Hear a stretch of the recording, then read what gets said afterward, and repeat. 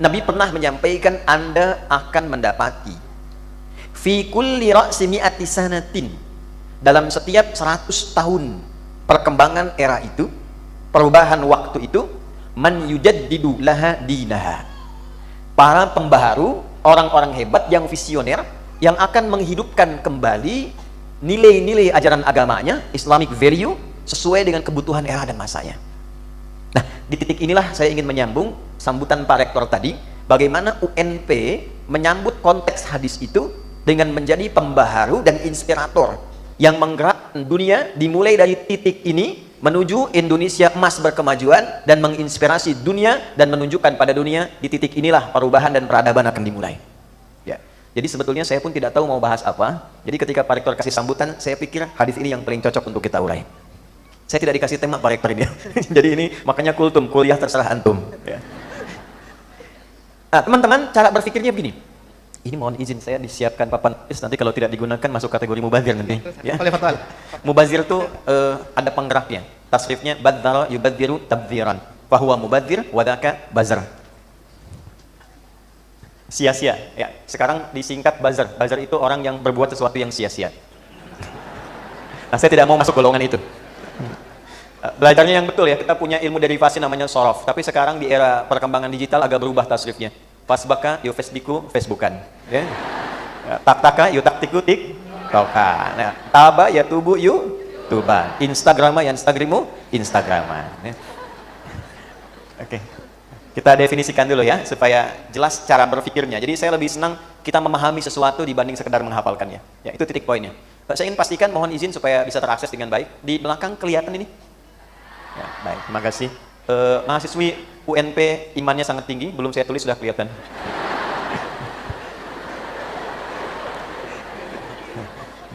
Nah, ini ya, setiap 100 tahun gitu. Nanti kita definisikan dengan yang kita turunkan dari sini. Bagaimana cara mengukur dan mengetahuinya?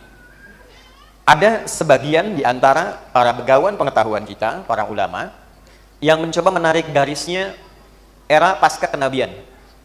Dihitung dari Khulafaur Rasyidin, ditarik 100 tahun ketemu Umar bin Abdul Aziz, tarik lagi 100 tahun ketemu Imam Syafi'i, terus demikian.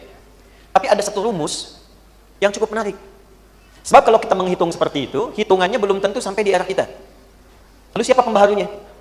Cara berpikir demikian tidak menggerakkan kita menjadi subjek, tapi hanya menempatkan diri kita menjadi objek. Sedangkan Al-Quran dan Hadis mengajak semua kita itu menjadi bagian dari subjek kebaikan. Karena itu di dalam ta'rif bahasa Arab, di ilmu nahwu itu selalu fa'il didahulukan dibanding maf'ul, itu ya, saudara. Selalu mubtada. La yajuzul ibtida bin nakirah ma lam tufidka inda zaidin namirah. Tidak boleh menjadi pionir kalau tidak ada hasrat untuk memberikan manfaat. Maka jadilah seorang pelaku di setiap nilai kebaikan dibandingkan sebagai seorang objek yang hanya mendapati hasilnya. Maka cara mengukurnya, saya dengan cepat tarik garis 100 tahun ke belakang. Lalu tempatkan diri kita di 100 tahun ke depan saat ini untuk mengukur apa yang kita bisa lihat dan kita bisa persembahkan. Nah, kita tarik dulu, sekarang gunakan tahun Masehi lah yang lebih mudah. 2024, 1446 Hijrah. 1446. 2024 dikurangi 100 berapa? 1924. Ya? Baik. Yuk kita tarik secara kontekstual dalam dunia kita sekarang, sehingga maksudnya begini, kita tahu apa yang harus kita lakukan sekarang. Anda kampus ini, tadi disebutkan ada kurang lebih 50.000 siswa. Pertanyaan saya sederhana, apa yang Anda harapkan dan akan Anda lakukan ketika masuk ke kampus yang megah ini? Mau berbuat apa?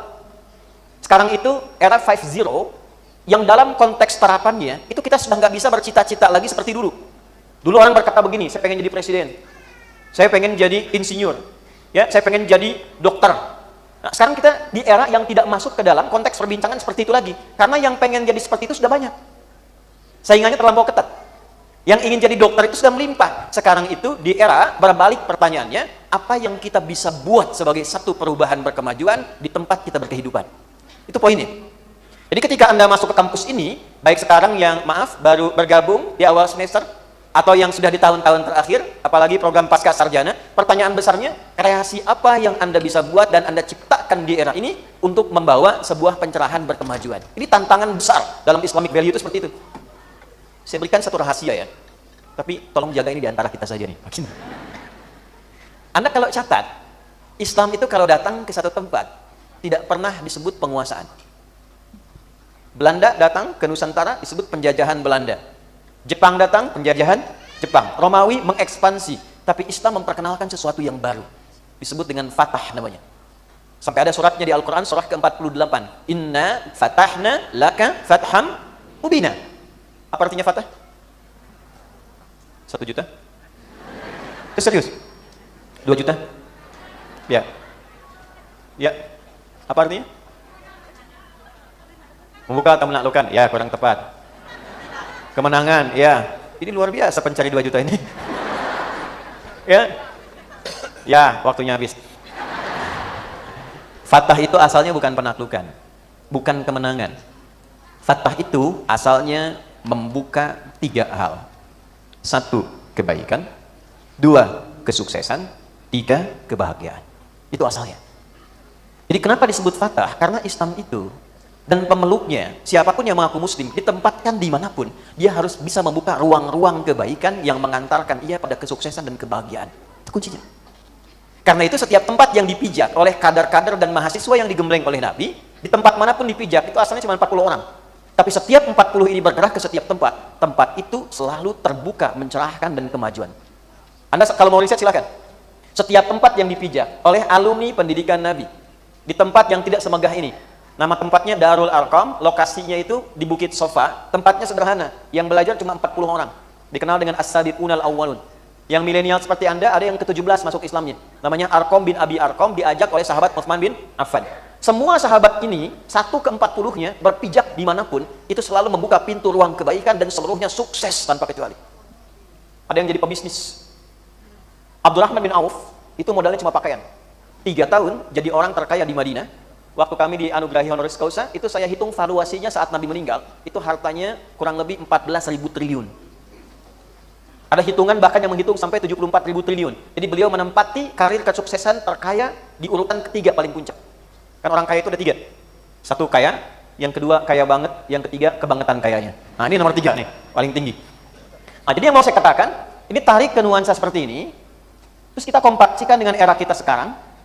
Semangat apa yang kita dapatkan dari sini untuk membuat sebuah perubahan yang berarti di era ini? Yuk, tarik ke Indonesia. Kita nggak usah jauh-jauh bahas ke Arab dan sebagainya. Di tempat kita saja. Dan nanti tokohnya ternyata, ya itu adalah orang Bukit Tinggi, orang Sumbar. Tokoh utamanya. Saya mau tanya sebentar. Di tahun 1900-an sampai 1924 ke atas, 1928, momen apa yang paling dikenal? Sumpah? Baik, tanggal berapa? 28 Oktober tahun 1928. 4 tahun setelah ini kan? Dimulainya dari tahun berapa persiapannya? Berapa lagi? Teman-teman, yuk kita agak dalami sedikit ya. Saya kalau membahas tentang sejarah itu saya telusuri sampai ke titiknya. Saya sampai ke Belanda, saya ngajar di Den Haag, kemudian ke Utrecht, ke Delft, saya cari tempat Snokhogronya, lalu saya duduki kantor VOC 20 menit. Kita pernah diduduki oleh VOC, kita duduki balik tuh, 20 menit ya. Dan itu luar biasa. Itu cuma sebagian kecil nih, dari tiang ini ke tiang itu kantor VOC ke belakang. Mereka bikin konsorsium, tapi gudangnya kurang lebih 1,5 kali auditorium ini. Ditempatkan di sebuah kanal, kanalnya nyambung ke 13 provinsi di Belanda, dan langsung nyambung ke Samudra Hindia. Jadi kalau ngambil rempah-rempah dari Sumbar, itu diteruskan langsung, masuk Samudra Hindia, itu langsung parkirnya di depan gudangnya VOC. Di tahun itu. 1901, ada seorang tokoh bernama Concord Theodor van de Verten. Dia menulis dalam sebuah majalah namanya The Gids. Ya. Dan ini punya akses langsung ke ratu, kerajaan. Waktu itu yang baru dilantik namanya Ratu Wilhelmina. Beliau menulis, seluruh petualangan Belanda pada saat itu, di wilayah yang disebut dengan Hindia atau Bumi Putra, itu ternyata, mohon maaf, menyisakan luka yang sangat pedih, menyengsarakan masyarakatnya, sehingga harus didorong adanya politik balas budi untuk menunjukkan kesan bahwa kerajaan Belanda itu tetap memberikan perhatian untuk kemakmuran seluruh wilayah yang dikuasainya. Maka diusulkanlah apa yang disebut dengan etik ke politik, atau kita kenal dengan politik etis. 1900, ini ditulis di 1889, direspon 1900 oleh Ratu Wilhelmina, dikeluarkan tahun 1901. Di dalamnya ada 3 kebijakan, saya agak cepat, tidak saya urutkan dengan detail. Ada 3 kebijakan dari politik etis ini, yang 3 inilah akan merubah peradaban kita, dan kelak juga melahirkan kampus-kampus besar seperti UNP ini. Saya mau tanya, nggak usah buka Google, nggak usah googling. Yang 3 ini apa? Angkat tangan cepat. 1, 2, ada? 1, 2, ya? Betul. Irigasi, imigrasi, satu lagi, edukasi. Pak Surya tolong catat ya, amplopnya nanti 1 ya, Mbak yang di sini. Baik. Saya akan fokus ke satu bagian, ternyata yang 2 gagal. Irigasi gagal, karena konsep pengairan yang tadinya diminta untuk menata wilayah-wilayah di Bumi Putra, supaya perkebunannya dan persawahannya mengalir baik, ternyata disentralisasikan di kebun-kebun Belanda saja. Ternyata korupsi sudah ada dari sejak dulu itu. Ya. 2, imigrasi yang tadinya rancangnya Jawa supaya tidak terlampau padat disebar ke Sumatera dan Kalimantan, ternyata dibawanya ke area kebun Belanda lagi. Maka dihentikanlah 2 proyek yang pertama itu, difokuskanlah pada sifat edukatifnya. Di edukasi itulah saat dibuka, kemudian digerakkan anak-anak Bumi Putra untuk mendapatkan akses belajar sampai dengan ke Belanda. Sehingga di tahun 1922, saya lompat cepat, kurang lebih sudah ada 75.000 anak Bumi Putra belajar di sekolah dasar Belanda. 6.500 yang sudah lulus dalam kualifikasi sarjana, dan yang bergerak ke Belanda pada saat itu untuk menemukan ruang baru perubahan, namanya orang yang sangat melegenda, ahli di bidang koperasi dan kerakyatan, berasal dari Bukit Tinggi, yaitu yang kita hormati Bapak Muhammad Hatta. Maka beliau membuat satu perhimpunan, ya, yang merespon perhimpunan yang dibuat oleh Budi Utomo di tahun 1908, itu asalnya dari Fakultas Kedokteran, Stovia, 20 Mei 1908. Jadi anak-anak Fakultas Kedokteran, Anda punya peran dalam membangun bangsa kelak ya, karena Anda inisiator pertama nanti yang mendirikan perhimpunan mahasiswa pada masa itu. 1908, ini masih lokal. Deklarasinya di Jogja pada tanggal 5 Oktober 1908. Kemudian setelah itu saya lompat 1922, Bung Hatta mendirikan satu perhimpunan yang sangat melegenda di Belanda, bernama Indische Vereniging, yang kelak dirubah jadi Indonesische Vereniging atau Perhimpunan Indonesia. PI. 1924 menggerakkan satu majalah namanya Indonesia Merdeka, IM. Digerakkan dari sini, menghimpun semua yong, anak-anak muda dihimpun, para pelajar senusantara, digerakkan jadi satu. Secara singkat, deklarasi itu terjadi 4 tahun kemudian. Ya, 1928, persiapan dari tanggal 26 sampai dengan tanggal 28 Oktober dideklarasikan. Kemudian lahirlah apa yang disebut dengan Sumpah Pemuda, dengan 3 bagian pokok utama yang menjadi landasan pacu pesawat Indonesia terbang tinggi 17 tahun setelah itu.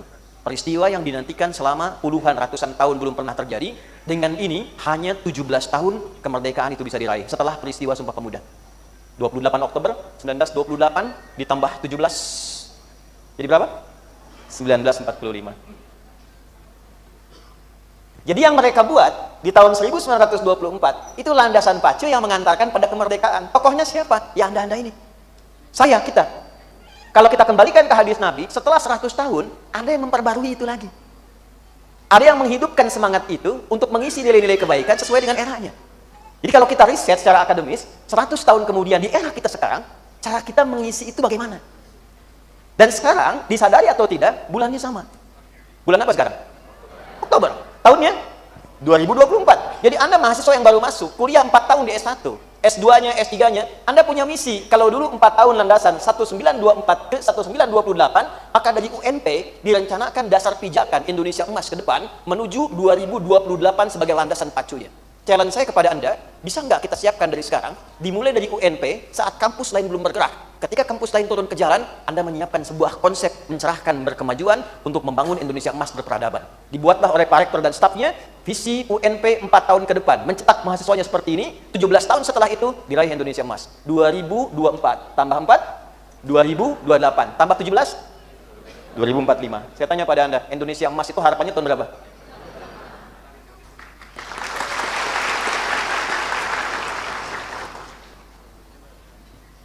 Inilah pentingnya papan tulis. Jadi kita tidak hanya bicara, secara konseptual itu tersusun. Ini yang dimaksud di surah Ali Imran, watilkal ayyamu nudawiluha bainan nas. Ada inspirasi dalam setiap kejadian di muka bumi ini yang value-nya bisa kita ambil untuk kita isi di era di setiap kita tinggal. Nah, sekarang pertanyaan besarnya, kalau kita ingin sambut anugerah waktu, era, dan tanggal yang diberikan ini, bagaimana cara kita memulainya.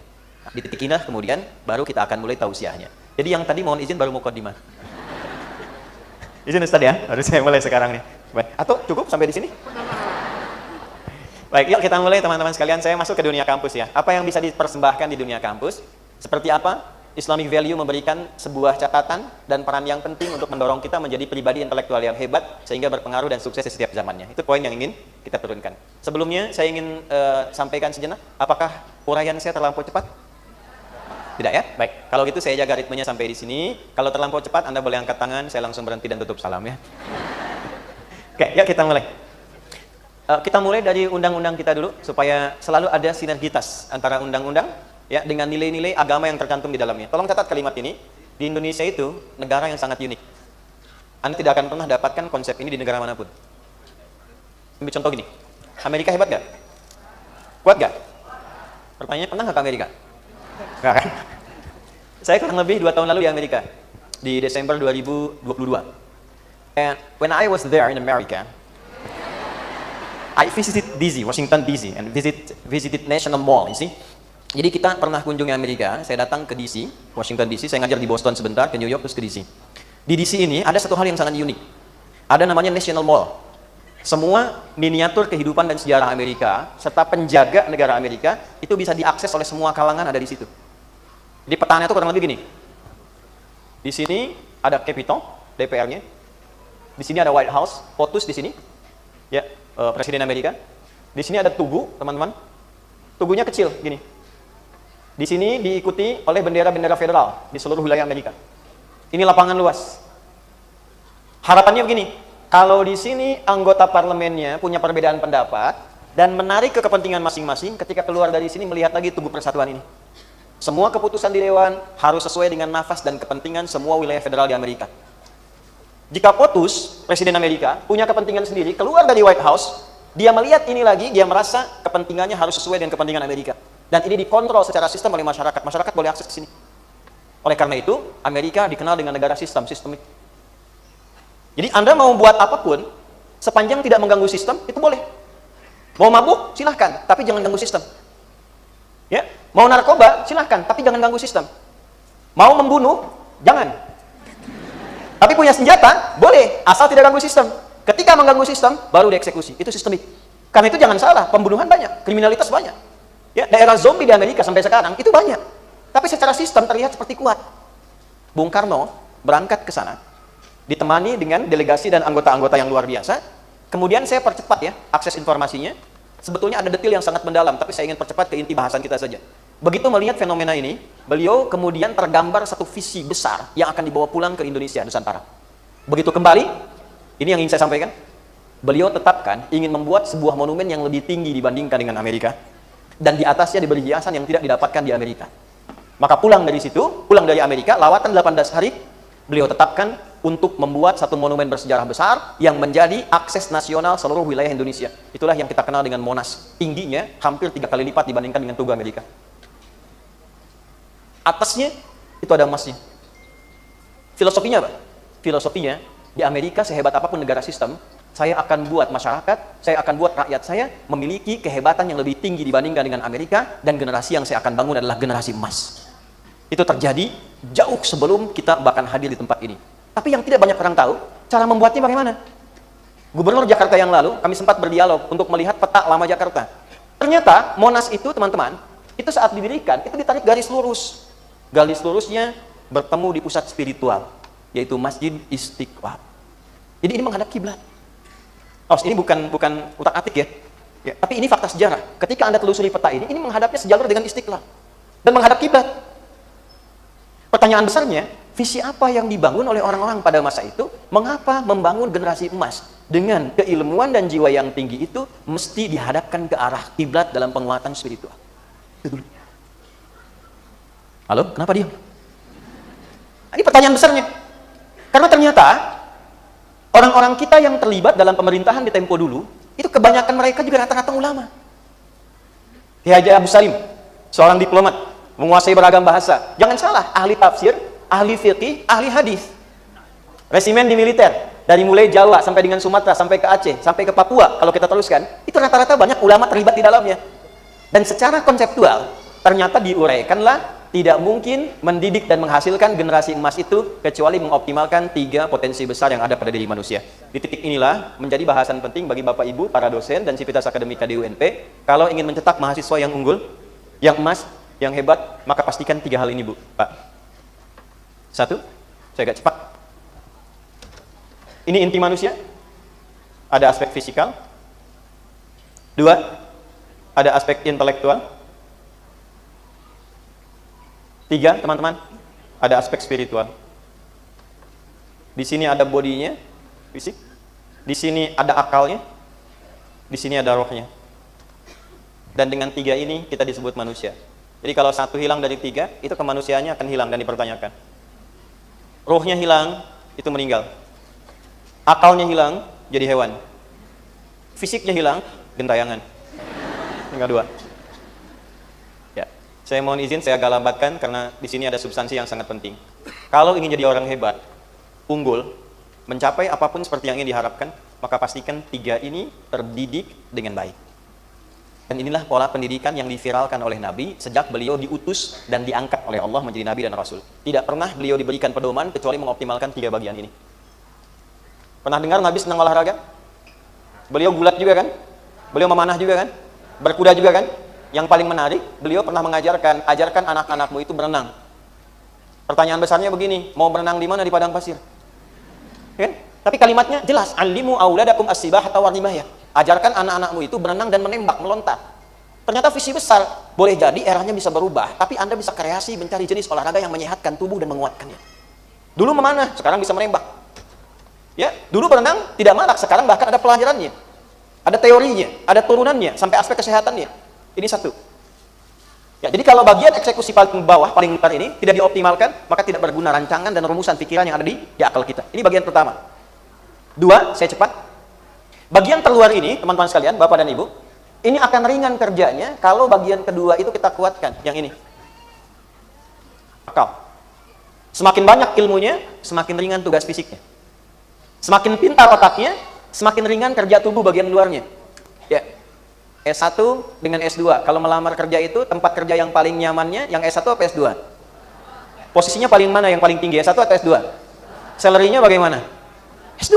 Jadi begitu Anda naik ke atas, semakin tinggi ilmunya, semakin kuat wawasannya, semakin ringan kerja tubuhnya.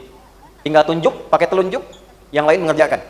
Tapi kalau tidak tinggi, tidak kuat, Anda nggak banyak baca, tidak banyak meningkatkan kemampuan intelektual, maka lemah dan sulit serta berat kerja tubuh fisiknya. Ini yang kedua. Ya, saya gambarkan dulu, nanti saya rincikan turunan-turunan dalam Islamic value-nya. Seperti apa kita optimalkan. Yang ketiga, ini yang paling penting karena di sini ada unsur instruksinya yang menentukan sukses, tidak, baik, buruk, itu ada di sini. Ini awas, mohon izin ya saya ingatkan, ada banyak sekarang yang keliru memahami bahwa otak itu, atau dalam konteks lain, akal itu memberi perintah. Tidak. Teman-teman, akal itu hanya merumuskan bagaimana supaya perintah bisa dieksekusi dengan cepat. Jadi semakin pintar Anda, semakin cepat, semakin mudah dieksekusi. Itu fungsi akal.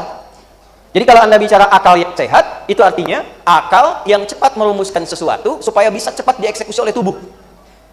Tapi kalau yang ketiga ini tidak baik, maka yang keluar instruksinya itu instruksi yang buruk. Jadi kalau orangnya pintar, wawasannya luas, tapi perintahnya buruk, itulah yang akan mencelakakan dan menjadikan kehidupan tidak seideal yang kita harapkan. Baik, buruk, perintah itu munculnya dari sini.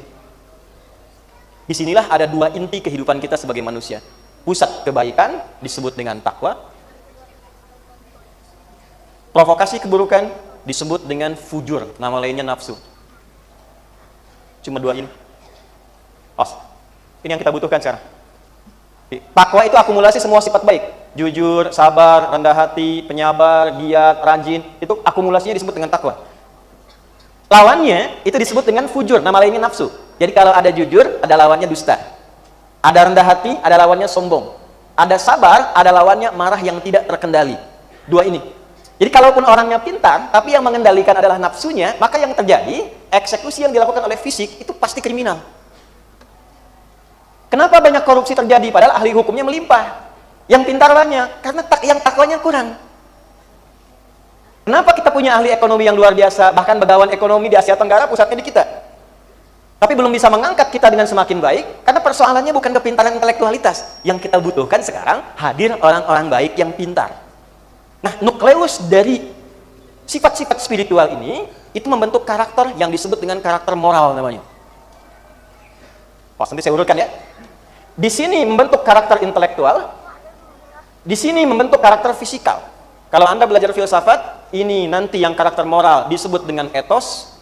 Etos memberikan pengaruh kepada logos, logos membentuk karakter disebut dengan pathos. Maka muncullah di sini etos, logos, dan pathos. 3 bagian. Kalau logosnya pintar, etosnya tidak ada. Yang terjadi seperti yang kita saksikan saat ini. Indeks korupsi meningkat, kriminalitas bertambah, apalagi eranya menjadi online. Saya juga jadi bingung, tiba-tiba kemarin saya bisa bikin press conference sedang hipertensi. Padahal baik-baik saja. Saya juga bingung kemarin tiba-tiba ada video saya jualan garam. Padahal saya lihat-lihat video dari awal ceramah, belum pernah saya tausiah tentang garam, Bu. Kemarin ada garam rupiah di video kan, narasinya saya. Dan gambarnya itu sedang mengajarkan tentang mandi, isinya jualan garam. Nah, bayangkan. Itu era kita sekarang. Jadi yang terpenting apa? Bagaimana menanamkan spirit takwa sebelum masuk ke aspek logos. Dan ternyata, kenapa saya mulai dari Amerika tadi? Hebatnya orang tua kita, itu sudah menyadari ini. Jadi kalau Amerika dibuat sistemnya sistemik, Indonesia dibuat personifikasi, diperbaiki personalnya dulu, sehingga ketika setiap orangnya baik, maka semua sistemnya otomatis menjadi baik. Itulah yang menjadikan semua instrumen kebangsaan nilai takwa di dalamnya. Yuk kita mulai. Undang-Undang Pendidikan nomor berapa? Nomor 20 tahun 2003. Baik ya? Di situ kita mulai dari pasal menimbang saja. Ada berapa poin? Ada 5, A, B, C, dan E. Coba poin B dibuka. Undang-Undang Dasar 1945 mengamanatkan pemerintah menyelenggarakan, mengusahakan satu sistem pendidikan nasional yang meningkatkan keimanan dan ketakwaan pada Tuhan Yang Maha Esa serta akhlak mulia. Takwa. 1. Jadi kalau di UNP hanya mencetak mahasiswa yang pintar tapi tidak bertakwa, itu menyalahi setengah undang-undang pendidikan. Dari sini, ada fakultas hukum di sini? Belum ada. Nanti kalau ada, biasa jadi hakim misalnya ya. Di hakim itu ada 5 etik, namanya Pancadharma. Saya ngajar di kehakiman itu dari calon hakim ke hakim sampai hakim agung. Pancadharma itu ada 5, dari ksatria sampai tirta. Disebut ksatria ketika hakim itu bertakwa pada Tuhan Yang Maha Esa. Yang jadi tentara, mau dari Bintara, Tamtama, sampai ke Akmil, ada namanya Sapta Marga, 7 Sapta Marga. Yang ketiganya namanya ksatria. Kami ksatria Indonesia yang bertakwa pada Tuhan Yang Maha Esa, membela kebenaran, kejujuran, dan keadilan. Takwa. Ada polisi, Anda masuk polisi, Tribrata, nomor 1-nya takwa. Kami polisi, Negara Kesatuan Republik Indonesia yang bertakwa pada Tuhan Yang Maha Esa. Jadi ternyata semua orang tua kita itu memacu dan, ini poinnya, menanamkan nilai takwa dalam instrumen kebangsaan sehingga diharapkan semua orang jadi baik. Kalau sudah baik, jadi apapun pasti jadi orang yang baik dan membawa maslahat. Jadi kalau jadi pimpinan baik, jadi arsitek baik, jadi dokter baik, semua istimewa. Ketika semua baik dan pintar, inilah yang ideal. Sehingga ketika semua keputusan dibuat untuk seluruh rakyat Indonesia, Anda silakan perhatikan. Di dalam setiap KOP dan SK, surat keputusan, di level pimpinan manapun sampai ke presiden, itu di atasnya akan diawali dengan bintang, logonya, kemudian padi dan kapas begini. Bintang sila pertama, atas dasar takwa ketuhanan Yang Maha Esa. Keputusan ini dibuat dengan rahmat Tuhan Yang Maha Esa, spirit takwa. Sehingga diharapkan semua keputusannya membawa keadilan sosial bagi seluruh rakyat Indonesia. Semua level. Nah, sekarang pertanyaannya, bagaimana kita memulai dan mencirikan sebagai insan intelektual yang mengiringi perjalanan intelektualitas kita di kampus ini dengan takwa? Ibu, bagaimana Bapak mengajarnya dengan takwa? Memimpin kampus ini dengan takwa untuk mengimplementasikan amanat undang-undang. Adik-adik, teman-teman mahasiswa, bagaimana belajarnya dengan spirit takwa? Dan apa hasil yang membedakan orang yang belajar dengan takwa dengan orang yang belajar tanpa menggunakan instrumen takwa? Saya sudah riset itu, Pak Rektor. Kami membuka sekolah, Bu, Pak, dari mulai usia anak 3 tahun dan dididik sampai S3. Dari 3 tahun sampai S3. Dan hal pertama yang dilakukan menanamkan nilai takwa. Jadi anak-anak kami kelas 3 itu, usia 3 tahun itu salamannya saya sudah beda. Masuk KB, PG, playground, sampai ke TK 4 tahun, itu wajib ayahnya antar, ibunya antar dengan profesinya. Misal yang tentara, yang polisi, yang pejabat, kalau lulus, ya, karena kami hanya terima 40 orang. 1000 yang daftar, kita terima 40 orang. Nanti diantar, anaknya bisikan, Bu, anak TK membisikkan pada ayahnya yang akan bekerja, dikatakan, ayah, doakan aku di sini mudah belajar ya. Tolong ayah cari yang halal, jangan cari yang haram supaya aku mudah belajarnya. Dibisikkan di telinganya, dipegang dengan kedua tangannya, tangan ayahnya, dicium ke hidung dan keningnya. Tidak ada satupun orang tua mengantar kecuali memeluk dan menangis saat kembali dari situ. TK selesai 5 juz, SD 30 juz, di wisuda di Mekah di Madinah, baru kemudian masuk pesantren. selama 6 tahun. Ini kita optimalkan. Secara fisik sesuai usianya, mereka bukan hanya yang berkuda memanah, ada yang menembak, ada yang terjun, ada yang macam-macam. Intelektualitasnya diajarkan tingkat tinggi, spiritualitasnya dijaga. Dari jam 3 sudah bangun, baru selesai jam 9 malam. Anda tahu apa yang terjadi? Ternyata meningkat kecerdasannya, sesuai riset yang terjadi di London, dibuat oleh orang Maroko, ternyata 3 kali lipat dibanding orang biasa. Diberi apapun, itu pahamnya cepat mereka. Baru digambarkan seperti ini, itu langsung bisa dieksekusi. Baru diajarkan, itu hitungannya sangat ringan sekali. Ya, hitungan menit sampai jam. Diajarkan apapun cepat mereka. Oh, hafalan cepat, diberi pemahaman cepat. Apa rahasia di balik itu? Nah, ini yang mau saya turunkan. Jadi saya ingin memberikan satu substansi di pertemuan pagi hari ini. Bagaimana caranya kita belajar dan mengajar di kampus yang besar ini, supaya ketika keluar, ini sudah semuanya sehat, intelektualitasnya bagus, dan spiritualnya kuat. Inilah manusia paripurna yang punya visi sampai 2045. Sekarang, mari kita urutkan poin-poinnya, hasilnya seperti apa, stepnya bagaimana. Teman-teman, mohon izin pendekatan, saya punya koleksi Bible, saya punya yang Talmud versi lama, saya juga pernah punya, ya. Tapi saya tidak melihat yang selengkap Al-Quran. Jadi saya mau coba dulu, bawa value, Islamic value dari Al-Quran, karena di sini dibuktikan oleh zaman sepanjang perjalanan kehidupan. Ya, saya beri gambaran gini dulu. Nabi diutusnya di mana? Tempatnya di mana? Mekah, oke. Quran turunnya di mana? Teman-teman jangan lupa ya, yang jurusan sejarah nih. Saat itu, Mekah itu seperti sekarang atau jauh berbeda? Tempatnya lembah, belum ada peradaban. Maaf, gersang, tidak ditemukan sumber air. Oke? Tapi Anda jangan lupa, dia diapit oleh Romawi dan Persia. Sekalipun 2 negara hebat ini, adik kuasa tidak pernah menjajah dan menyentuh wilayah itu. Romawi punya imperium, Persia punya kekaisaran. Pertanyaan saya, kenapa Nabi tidak lahir dan diutus di Romawi atau Persia? Kenapa Qurannya kok turunnya di Mekah? Ternyata, salah satu riset menunjukkan supaya orang ke depan tidak mengklaim bahwa pantas umat Islam itu maju di era itu karena turunnya di Romawi. Karena berkembangnya di Persia. Maka Allah ingin tunjukkan orang yang membawa value keislaman dengan Quran terapan hidupnya, itu akan merubah kehidupan dan tempat dia berkehidupan melampaui masa-masa yang pernah dipijak oleh manusia di muka bumi. Setelah belajar kurang lebih selama 23 tahun, mereka berpijak kemanapun, membuka sebuah negara menjadi peradaban. Memiliki peradaban yang sangat luar biasa. Teman-teman, 40 tahun, dari tempat yang terbelakang, kemanapun mereka berpetualang, itu bisa membuka keadaan dengan lebih baik. Nah, ini yang mau saya tunjukkan. Saya mau keluarkan beberapa ayat, dan saya challenge, saya ingin lihat 4 tahun kemudian, apa yang bisa dihasilkan dari UNP, yang mahasiswa, dosen, dan perangkat sivitas akademikanya hadir memenuhi auditorium ini. Itu poinnya. Ya. Yuk, satu kita mulai. Quran surah ke-58, di ayat yang ke-11. Ya, Anda perlu catat saja, tapi tidak perlu dilihat supaya mempercepat. Ini pelajaran dasar bagi semua insan kampus. Jadi kalau Anda nggak terapkan ini, apalagi Anda seorang muslim yang beriman, maka dipertanyakan nilai keislamannya. Ya ayyuhalladzina amanu. Hei semua orang yang telah mengklaim dirinya beriman. Oke, saya tanya balik ya. Kita beriman tidak? Beriman? Sekarang saya dalami sedikit ya. Ya harfun nida. Linida'il qarib wal mutawassit wal ba'id. Paham? Tidak. Ya, huruf untuk memanggil. Alat digunakan untuk memanggil dengan semua jangkauan objek dan jauh. Dekat, menengah, dan jauh. Disebutkan sebanyak 360 kali dalam Al-Quran setidaknya. Ayyuha disebutkan 150 kali dalam Al-Quran. Ayyunya munada, objek panggilan berfungsi untuk menguatkan hukum. Haknya tanbih berfungsi untuk mengingatkan. Alladzina, isim mausul bentuknya jam'ul jama', disebutkan 1080 kali dalam Al-Quran, mencakup semua tanpa kecuali.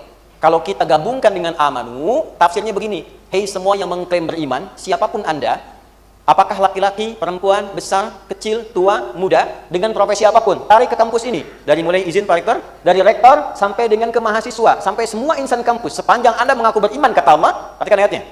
Idza qila lakum, jika dikatakan, diviralkan, diperintahkan kepada Anda, tafassahu fil majalis. Luaskan, lapangkan, nyamankan.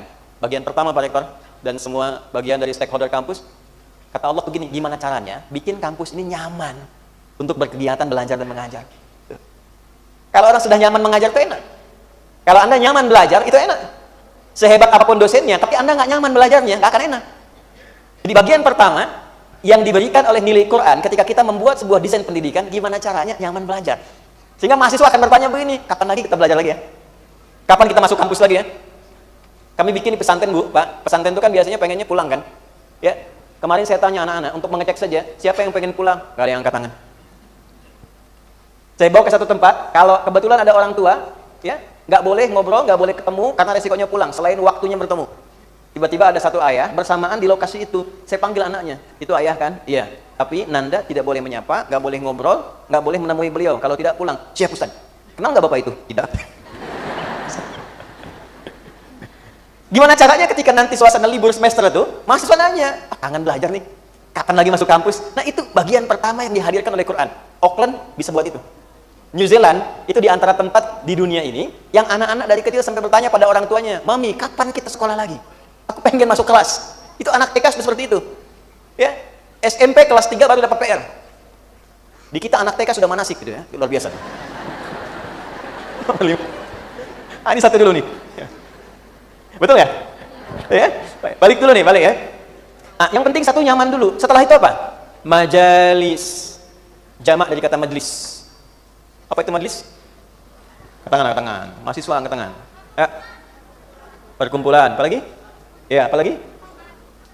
Ya, baik. Belakang. Berkumpul, bagus ya. Ya, tempat duduk, bagus ya. Baik, sudah itu saja. Baik, jawabannya sudah bagus. Cukup ada yang dapat amplopnya. Baik. Amplopnya masih 4, tenang aja, baru 1 ya. Teman-teman, majlis itu asalnya bukan tempat duduk. Memang dia berasal dari kata jalasa. Jalasa yajlisu. Jalasa itu asalnya bukan duduk. Jalasa itu berpindah dari tempat yang rendah ke tinggi. Lawannya qa'ada, berpindah dari tempat yang tinggi ke rendah. Jadi kalau sedang saya berdiri, kemudian Pak Ikhlas mengatakan, Ustadz silahkan duduk, itu orang Arab fasih akan mengatakan begini, Ustadz tafadhol u'ud, pindah dari tinggi ke rendah. Karena itu orang yang nggak bisa sholat berdiri, diminta oleh Quran silahkan duduk, posisi tinggi ke rendah.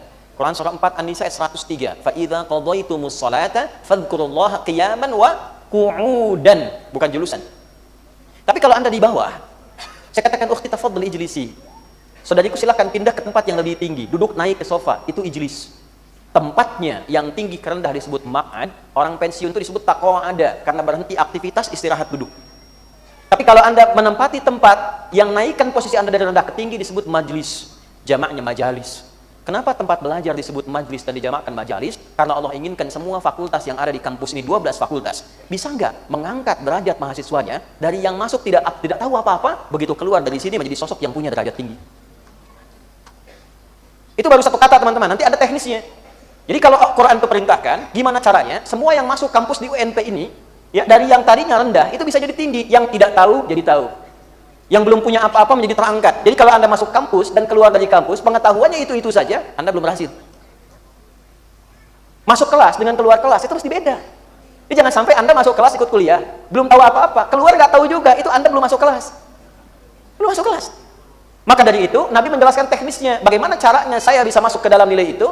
Maka perhatikan baik-baik, saya sebelum masuk ke Nabi, hasil ayat dengan ayat dulu. Majlis dijelaskan secara teknis di Quran surah ke-9 ayat 122. Yang cuplikannya tadi dinukil oleh Ustaz Al-Ikhlas tadi. Quran surah ke-9 At-Taubah ayat 122. Jika Anda mempraktekkan ini, dosen yang mengajar, Anda mahasiswa yang belajar, mempraktekkan ini, diniatkan mempraktekkan ini. Kemudian, maaf, sesuai ajalnya misalnya meninggal sedang mempraktekkan ini, status Anda langsung syahid fi sabilillah. Walaupun ajal itu bisa kapan saja ya, kita tidak tahu. Anda bisa duluan, saya belakangan mungkin ya. Atau juga bisa dibalik, saya belakangan Anda duluan, bisa saja terjadi ya. Itu sesuai dengan ketentuan Allah. Wa ma kanal mu'minuna, dan pelajar-pelajar yang merasa beriman itu cara belajarnya akan seperti ini. Cara menerjemahkan ya. Jadi kalau tadi saya katakan Anda beriman, iya, maka cara belajar Anda masih seperti ini. Liyanfiru kafah, tidak semestinya mereka berjuang secara fisik semua. Falaula nafar min kulli firqah, 1. Falaula nafar, maka hendaklah setiap yang mendaftar untuk belajar, kalau ditarik ke kampus UNP begini, maka dari semua mahasiswa baru atau yang belajar masuk jumlahnya di 50.000 kurang lebih. Nafar. Min kulli firqatin minhum, turun dari nafar jadi firqah. Perhatikan baik-baik. Ini sindiran halus dalam Al-Quran. Kalau nafar itu rombongan banyak yang fokusnya masih terbagi. Kalau masuk kelas misalnya dari 50.000 dipecah. Masuk satu perkuliahan misalnya jumlah 40, taruhlah nafarnya 40. Dari 40 ini, kata Quran tuh gini, boleh jadi yang serius itu setengahnya. Yang betul-betul niat kuliah. Ayo, mana yang masuk kelas yang pengen ngisi absen aja? Yang nunggu nanti Ujian semesteran, yang pengen pinjam catatan teman. Oke? Nah, ini nafar. Nanti yang serius mungkin setengahnya.